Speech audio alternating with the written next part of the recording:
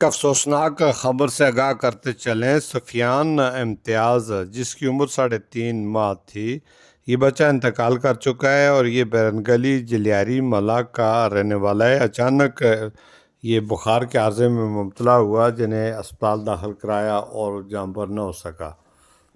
تو محمد سعید صاحب ہمارے دوست ہیں، یہ انہوں نے ہمیں ایک رپورٹ بھیجی ہے اس خوبصورت سے پھول کے حوالے سے۔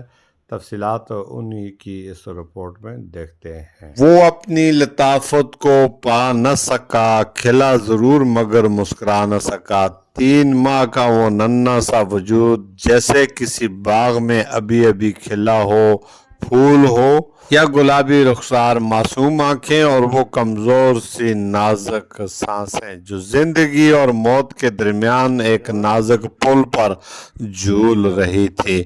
گھر میں اس کی آمد پر جو خوشی بسی تھی، وہ ابھی مکمل بھی نہ ہو پائی تھی کہ قسمت نے اپنا رنگ دکھایا۔ ماں کی آنکھوں میں ابھی بھی وہ پہلا لمس زندہ تھا جب اس نے اپنے کلیجے کے ٹکڑے کو سینے سے لگایا۔ وہ اپنے نرم سی انگلیاں، جو کبھی ماں کی انگلیاں پکڑنے کی کوشش کرتی تھی، ابھی ساکت پڑی تھی۔ گھر کی دیواروں پہ جو کبھی اس کی ہلکی سی سانس، گھر کی دیواریں جو کبھی اس کی ہلکی سی ہنسی سے گونجتی تھی، ابھی خاموشی کا نو پڑ رہی تھی۔ بیماری نے اس ننھی سی جان کو اس قدر کمزور کر دیا کہ وہ زندگی کی دھوپ کو زیادہ دیر برداشت نہ کر سکا۔ ڈاکٹروں کی ہر کوشش، دعاؤں کے ہر سجدے، اہل خانہ کی ہر امید، سب کچھ اس کے نازک وجود کے سامنے بے بس ہو۔ وہ ننھا سا پھول جو ابھی پوری طرح کھل بھی نہ پایا تھا